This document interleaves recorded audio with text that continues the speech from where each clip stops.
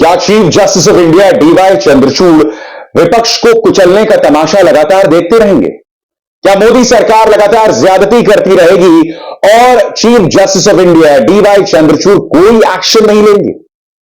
आज chief justice of India D Y Chandrachud से जुड़े 3 मामले हैं और तीनों मामले में उनकी सक्रिय भूमिका की जरूरत है। इनके इमीडिएट एक्शन, त्वरित एक्शन की जरूरत है। पहला मामला, जिस तरह से आम आदमी पार्टी नेता मनीष सिसोदिया की बेल को खारिज किया गया।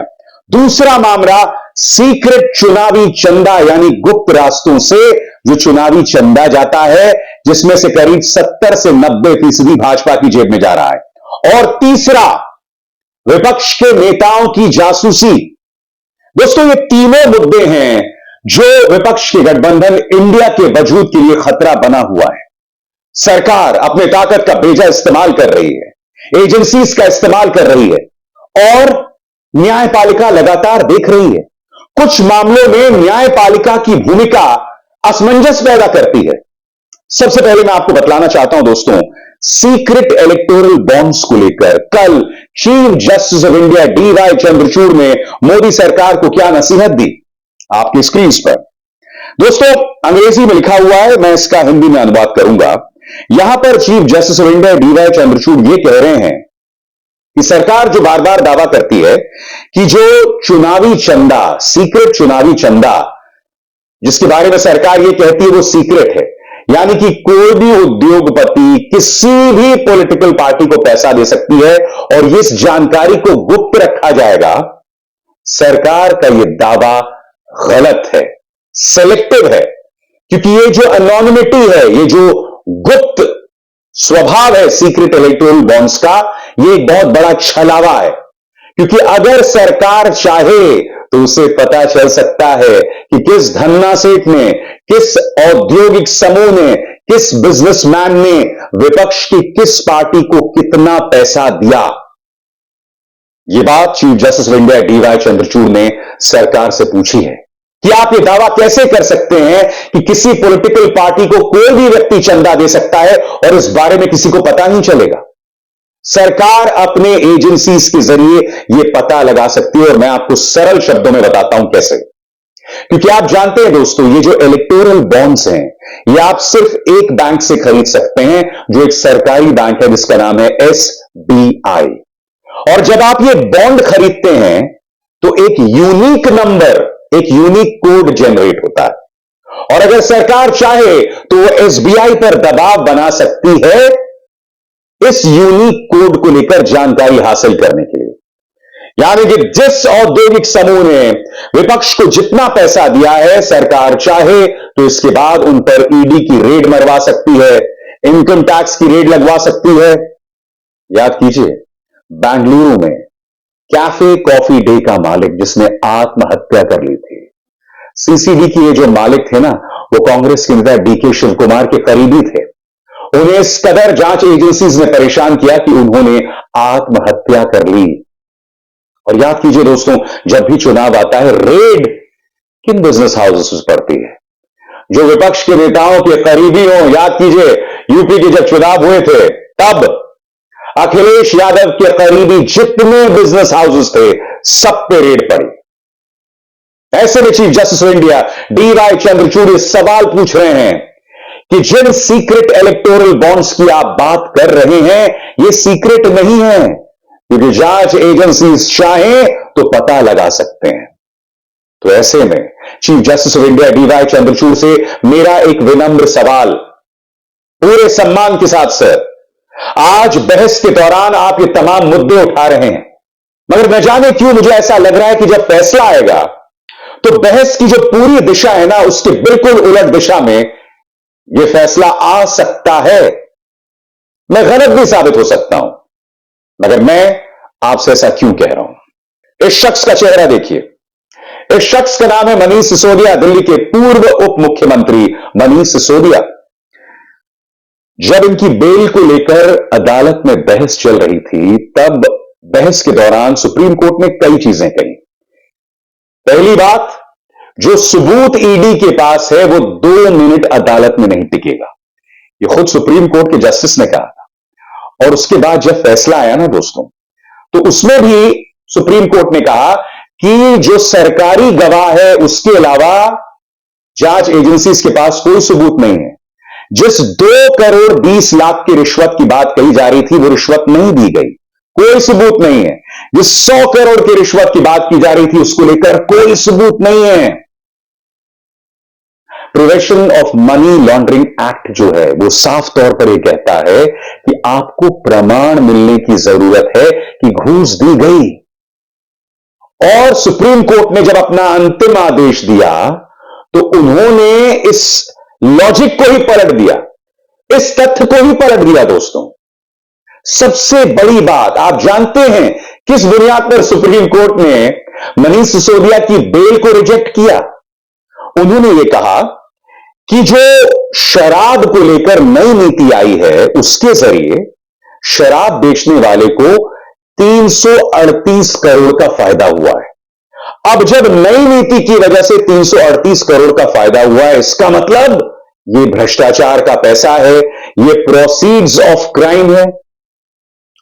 तो मेरा एक बहुत ही विनम्र सवाल है, यह सवाल मैं नहीं उठा रहा हूं, यह कई लीगल एक्सपर्ट्स उठा रहे हैं दोस्तों। उनका यह सवाल है कि माननीय सुप्रीम कोर्ट यह बताएं कि अगर उन्हें लगता है कि नई शराब की नीति से 338 करोड़ का फायदा हुआ है और यह भ्रष्टाचार का पैसा है, तो फिर क्यों सिर्फ कुछ शराब के विक्रेताओं या शराब को बेचने वालों पर केस किया गया है? सब पर यह केस होना चाहिए, क्योंकि इस नई नीति से कई शराब बेचने वालों को फायदा हुआ है। भाई, हम तर्क की बात कर रहे हैं ना, सुप्रीम कोर्ट में तर्क चलता है। और यही नहीं, आप और हम जो इस देश के जागरूक नागरिक हैं, आप हो सकता है आम आदमी पार्टी के सपोर्टर हों, कांग्रेस के सपोर्टर हों, भाजपा के सपोर्टर हों, मगर जब हम बात करें तथ्यों पर बात करें, गाली गलौज पर नहीं, बाकायदगी करके नहीं, क्योंकि पॉलिटिकल पार्टीज का काम है आपको CH2SO4 बनाना, सल्फेट बनाना, ठीक है? मगर आपको और हमको इसका इस्तेमाल करना चाहिए। और इसके इस्तेमाल करके हम किस निष्कर्ष पर पहुंचे हैं कि अगर सुप्रीम कोर्ट को लगता है कि 338 करोड़ का जो फायदा है वो नई शराब नीति के चलते हुआ है, तो आपको सभी शराब बेचने वालों पर केस करना चाहिए था, सिर्फ कुछ पर क्यों? अब आप कहेंगे कि यहां पर chief justice of India DY Chandrachud का नाम क्यों आ रहा है, क्योंकि इस केस में तो वो है नहीं।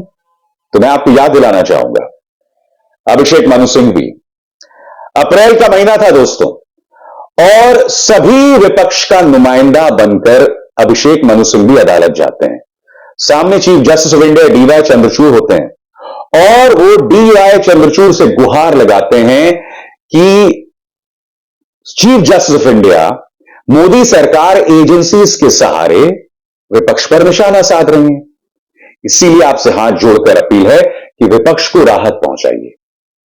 Chief justice of India DY Chandrachud ने एक बहुत ही वाजिब बात कही। उन्होंने कहा कि देखिए, हम एक ब्लैंकेट पॉलिसी सबके लिए नहीं लागू कर सकते, सभी विपक्ष को बचाने के लिए हम कोई रास्ता नहीं दे सकते, मगर हां, जब इकलौता केस या इंडिविजुअल केसेस आप हमारे सामने लेकर आएंगे तो हम उस पर अपना फैसला सुनाएंगे, और अगर जरूरत हुई तो हम आपको राहत देंगे। तो मेरा chief justice of India DY Chandrachud से यह सवाल, आपके सामने मनीष सिसोदिया का मामला आया, और अब इस मामले के आधार पर, बेल रिजेक्ट होने के आधार पर दिल्ली के मुख्यमंत्री अरविंद केजरीवाल पर दबाव है, उन पर प्रेशर बनाया जा रहा है, क्योंकि खुद सुप्रीम कोर्ट कह रहा था कि आपका मामला 2 मिनट नहीं टिकेगा। ईडी से बात कही गई थी, मगर फिर फैसला मनीष सिसोदिया के खिलाफ। तो मेरा सवाल chief justice of India DY Chandrachud से यह है कि सर, आपने तो कहा था राहत मिलेगी, हुआ क्या, मुझे बताइए ना। इसलिए मैंने कहा कि क्या chief justice of India DY Chandrachud, जो इस वक्त आखिरी उम्मीद है, इस तरह से तमाशा देखते रहेंगे कि विपक्ष को इस तरह से कुचला जाएगा, साम दाम दंड भेद से, एजेंसीज के सहारे, पैसे के सहारे, जासूसी के सहारे? याद कीजिएगा दोस्तों, पेगासस को लेकर अभी भी मामला लंबित है। पेगासस यानी कि जासूसी के उपकरण लगाए गए विपक्ष के नेताओं के फोन में।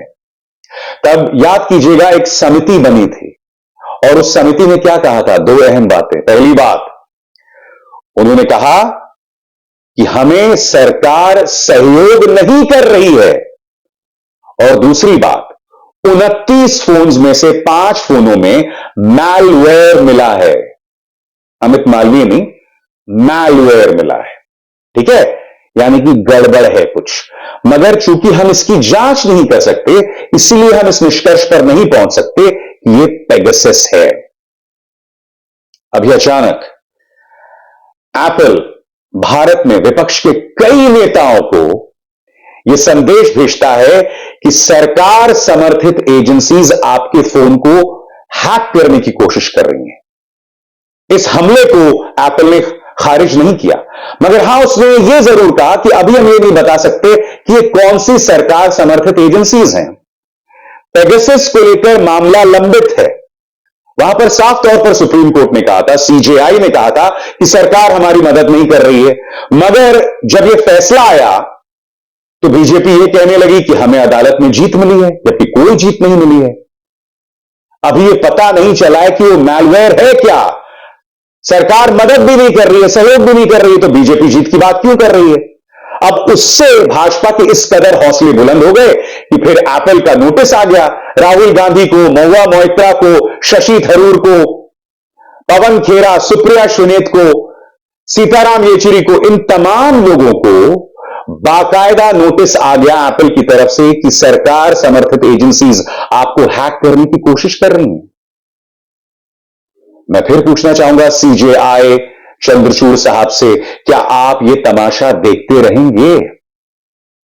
3 मामले मैं आपको बता चुका हूं और तीनों का नाता विपक्ष के वजूद के साथ है। चंद्रचूड़ साहब 1 साल नहीं रह गया चुनावों को लेकर। यह बराबरी का मुकाबला नहीं है, बिल्कुल भी नहीं है।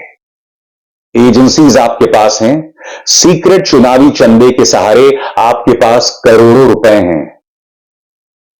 ऐसे में मुकाबला बराबरी का कैसे होगा? अरे भाई, इस सो कॉल्ड सीक्रेट चुनावी चंदे पर तो रिजर्व बैंक ऑफ इंडिया और खुद चुनाव आयोग ने आपत्ति जाहिर की थी जब स्वर्गीय अरुण जेटली से लेकर आ रहे थे। उन्होंने खुद कहा था इससे भ्रष्टाचार बढ़ेगा, उन्होंने खुद कहा था इससे विपक्ष को नुकसान होगा। मगर चूंकि भाजपा के पास प्रचार तंत्र है, व्हाट्सएप यूनिवर्सिटी है, इसलिए वो कुछ भी कह सकती है। मसलन अभी जो एप्पल का मामला हुआ है, भाजपा क्या कह रही थी? भाजपा ने आपको यह समझाया ना कि एप्पल ने यही संदेश 150 देशों को दिया। यह बात कही गई कि नहीं कही गई? झूठ। चुनौती देता हूं, और अगर मैं झूठ बोल रहा हूं तो मुझ पर केस करो। एप्पल ने ऐसा कुछ नहीं कहा। एप्पल ने क्या कहा मैं आपको बताता हूं। एप्पल ने कहा कि पिछले एक लंबे अरसे से 150 देशों को हमने जानकारियां दी, कल परसों में नहीं। यानी कि जो हाल में विपक्ष के तमाम नेताओं को जो नोटिस आ गए थे एप्पल की तरफ से, पिछले 2 या 3 दिनों में 150 देशों को यह संदेश नहीं भेजा है एप्पल ने। 150 देशों को यह संदेश पिछले कई सालों में भेजा गया है। मगर भाजपा इस मुद्दे पर भी झूठ बोलती है।